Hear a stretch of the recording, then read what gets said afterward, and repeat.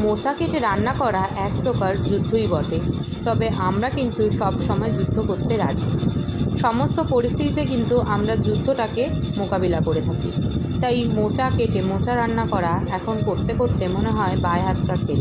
যেমন ধরো লতি ছাড়িয়ে লতি রান্না করা, কচুর শাক রান্না করা, এগুলো কিন্তু বড্ড বেশি সময় সাপেক্ষের ব্যাপার। তবুও ভোর 5টায় ঘুম থেকে উঠে সকাল 7টার আগে সমস্ত রান্না বান্না কাজ শেষ করে আমি কিন্তু ঠিক সকাল 7টার সময় বসে যাই টিউশনি পড়াতে।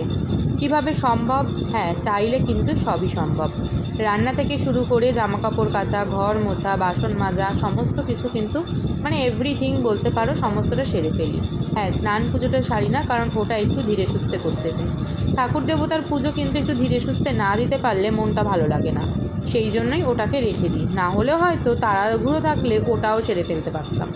টিউশনি পড়িয়ে উঠে আজকে খেলাম ওটস টক দই দিয়ে একটা মিক্সড বলতে পারো, ড্রাই ফ্রুটসও দিয়েছিলাম আর তার সাথে স্যালাড।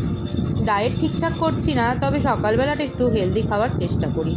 দিনটা তো বেশ ভালোই কাটলো। তোমাদের কেমন কাটলো অবশ্যই জানিও, কমেন্ট করতে ভুলো না, আর পেজটা ফলো করতেও কেউ ভুলো না। টাটা।